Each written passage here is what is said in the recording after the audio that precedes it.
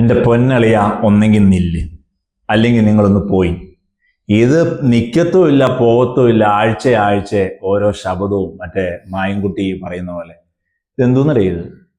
നിങ്ങൾ തരൂരാണ് വിഷയം. തരൂര് ഈ തരൂര് വിഷയം ഒന്നെങ്കിൽ പുള്ളിക്കാരൻ കോൺഗ്രസ്സിൽ നിന്നിട്ട് അതിനു വേണ്ടിയുള്ള കാര്യങ്ങളൊക്കെ ചെയ്യണം.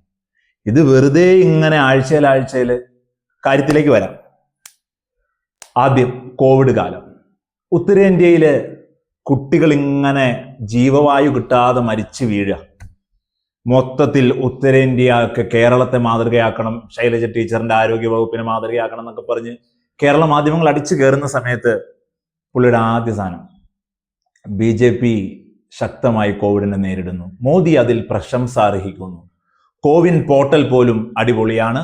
അതേപോലെ തന്നെയാണ് നമ്മുടെ വാക്സിൻ രംഗത്തുള്ള ഇന്ത്യയുടെ നിർണായകമായ നീക്കങ്ങളൊക്കെ എന്ന് പറഞ്ഞ് ആദ്യം പുള്ളി BJPയെ മോദിയെ സപ്പോർട്ട് ചെയ്തു.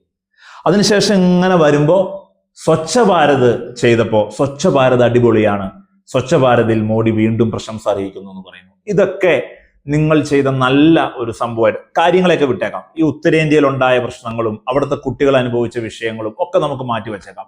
നിങ്ങൾ പറഞ്ഞത് ശരിയാണെന്ന് തന്നെ വെക്കുക. ഇപ്പോഴത്തെ സംഭവം ഉണ്ടല്ലോ, എൻ്റെ ശിവനെ ഓർമ്മിപ്പിക്കല്ലേ, ഇപ്പോഴത്തേതാണ് ഐറ്റം. മോദി ട്രംപിനെ കാണാൻ പോകുന്നു. അവിടെ ഇവിടെ നിന്ന് മൈഗ്രേറ്റ് ചെയ്തു പോയ ആളുകളെ, അനധികൃതമായി കുടിയേറി പാർക്കാൻ പോയവരെ ചങ്ങലയും കയ്യാമോ ഒക്കെ ധരിച്ച് 3 ഫ്ലൈറ്റ് ഇങ്ങോട്ട് വന്നു. ഇതൊന്നുമല്ല പുള്ളിയുടെ വിഷയം. പുള്ളി പറഞ്ഞെന്താണെന്നറിയോ? മോഡി അവിടെ ചെന്ന്, ട്രംപേ നടക്കില്ല കേട്ടാ, ഇന്ത്യക്കാരെ ഇങ്ങനെ പറഞ്ഞൊന്നും വിടാൻ പറ്റത്തില്ല. ഇനി ഒരു പ്രാവശ്യം കൂടെ നിങ്ങൾ ഈ കന്നന്തീവ് കാണിച്ചാണ്ടല്ലോ, ഞാൻ ആരാന്നറിയും. ഈ മാതിരി ഐറ്റം മുഖത്ത് നോക്കി ട്രംപിനോട് പറഞ്ഞു എന്നാണ് ശശി തരൂർ പറയുന്നത്. ശശി തരൂർ പറയുന്നത് എങ്ങനെയാണ്? മോദി ട്രംപിനോട് ശക്തമായ എതിർപ്പ്, ഇന്ത്യയുടെ എതിർപ്പ് പറഞ്ഞിട്ടുണ്ടാവുന്നു. അത് BJPക്കാർ നോക്കുള്ളേ. ഇങ്ങേർക്കെന്താണ് പ്രശ്നം? അങ്ങനെ പറഞ്ഞിട്ടുണ്ടോ? അങ്ങനെ ന്യായീകരണ തൊഴിലാളികളാവണോ?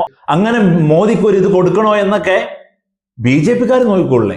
അത് റോങ് ആയിപ്പോയി. ഈ കളി ശശി തരൂർ കളിച്ചത് റോങ് ആയിപ്പോയി. അങ്ങനെ ചെയ്തിട്ടുണ്ടാവും എന്ന് പറഞ്ഞൊരു ന്യായീകരണം. അത് അങ്ങനെ നിൽക്കുമ്പോൾ നിങ്ങൾ ഒരു കാര്യം കൂടെ മനസ്സിലാക്കണം.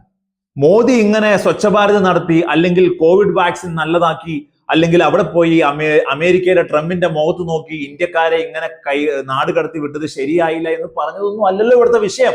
ഇവിടുത്തെ വിഷയം എന്താ? നിങ്ങളുടെ പാർട്ടി അധ്യക്ഷൻ തെക്ക് മുതൽ വടക്ക് വരെ ഭരണഘടനയും കയ്യിൽ പിടിച്ച് നടന്നത് എന്തുകൊണ്ടാ? ഈ രാജ്യത്തിന്റെ സ്വത്വത്തെ, ഈ രാജ്യത്തിന്റെ അന്തസ്സിനെ, ഈ രാജ്യത്തിന്റെ പഴയ കാലത്തെ മുഴുവൻ മാറ്റിമറിക്കുന്ന മോദി ഭരണകൂടത്തിന്റെ പ്രശ്നങ്ങൾക്കെതിരെയാണ്. അപ്പോ നിങ്ങൾ ആ ലേബലിൽ നിന്നുകൊണ്ട് കോൺഗ്രസിനെതിരെ, അല്ലെങ്കിൽ ആ ഒരു ബേസ് മാറ്റിവെച്ചിട്ടുള്ള ഇങ്ങനത്തെ തരം താഴ്ന്ന പ്രസ്താവനകൾ തരൂർ മാറ്റിയേ പറ്റൂ. ഭയങ്കരമായി ഇംഗ്ലീഷ് പറയുന്ന, ഭയങ്കരമായി പെക്യൂലിയർ ആയിട്ട് വളരെ യുണീക്ക് ആയിട്ടുള്ള ഡിസിഷൻസും പ്രസ്താവനകളും നടത്തി നിങ്ങൾ ഇങ്ങനെ കളം നിറഞ്ഞ് നിൽക്കലാണോ നിങ്ങളുടെ ഉദ്ദേശം എന്നറിയില്ല. പക്ഷെ തരൂർ ഒരു കാര്യം ഉറപ്പാണ്, നിങ്ങൾക്ക് ക്ലാരിറ്റി ഇഷ്യൂ ഉണ്ട്. നിങ്ങൾക്ക് ക്ലിയർ ആയ ക്ലാരിറ്റി ഇഷ്യൂ ഉണ്ട്, അതിൽ സംശയമില്ല. ഇതിനകത്ത് വേറൊരു സംഭവം കൂടെ ഉണ്ടായിട്ടുണ്ട്. തരൂർ ഇങ്ങനെ പറഞ്ഞു കൂട്ടി തരൂർ ഒരു കാര്യം കൂടെ പറഞ്ഞു. കേരളത്തിൽ ഇടതുപക്ഷ സർക്കാർ വ്യവസായത്തിൽ നല്ല രീതിയിൽ സ്റ്റാർട്ടപ്പുകളെയൊക്കെ സഹായിക്കുന്നു എന്ന്. നേരെ നമ്മുടെ മറ്റേ പുള്ളിക്കാരൻ വന്നു, ബാലൻ സഖാവ് വന്നിട്ട് മറ്റേ ഒരു സിനിമ ഡയലോഗ് പോലെ, വൃത്തികെട്ടവനാണെങ്കിലും അവൻ നല്ലതേ പറയൂ എന്ന് പറഞ്ഞ പോലത്തെ ഒരു ടോൺ പിടിച്ചിട്ട് ശശി തരൂര് വിശ്വപൗരനാണ്, ചില സമയത്ത് നല്ല കാര്യങ്ങൾ പറയുന്നു. അപ്പോ ഈ LDFിനോടും ചോദിക്കാനുള്ളത്, ഈ മോഡി ട്രംപ് ഇന്ത്യക്കാരെയും കൂടെ നാട് കടത്തിയ വിഷയത്തിലെ നിങ്ങളുടെ പീപ്പിൾസ് ഡെമോക്രസി എന്ന് പറയുന്ന പത്രം ഒരു കവർ കൊടുത്തിട്ടുണ്ടായിരുന്നു. ഇന്ത്യയുടെ അമേരിക്കൻ ബന്ധം തികച്ചും നാടകീയം. ഇന്ത്യക്കുമേൽ പരിപൂർണമായ അപ്പർ ഹാൻഡ് അമേരിക്കയ്ക്കാണ്. ആ അമേരിക്കയിൽ നിന്ന് ഇന്ത്യക്കാരെ നാട് കടത്തിയ പ്രവൃത്തി ഏറ്റവും ലജ്ജാകരം. അപ്പൊ ആ സ്റ്റേറ്റ്മെന്റും ബാലൻ മുതലാളിയും അതേപോലെ തന്നെ നമ്മുടെ ഗോവിന്ദമാഷും ഒക്കെ കൂടി മാറ്റുവാണോ എന്ന് അറിഞ്ഞാൽ കൊള്ളാം. ഇങ്ങനെ LDFിന്റെ ഈ ഒരു സംഭവം കൂടെ ഇതിനകത്ത് ചേർത്ത് പറയാതെ വയ്യ. ഒന്ന് ആലോചിച്ച് നോക്കൂ. ഇത്രയും ഈ ആശയപരമായ വൈവിധ്യം നിൽക്കുമ്പോഴും ഒരു ചെറിയ സപ്പോർട്ട് കിട്ടുമ്പോഴേക്കും കയറി അങ്ങോട്ട് ന്യായീകരിക്കുകയാണ്, കയറി അങ്ങോട്ട് സപ്പോർട്ട് ചെയ്യുകയാണ്. അപ്പോ ഇങ്ങനെ തരൂര് വിഷയമാണല്ലോ കേരളത്തിൽ മൊത്തം ഇങ്ങനെയുള്ളത്.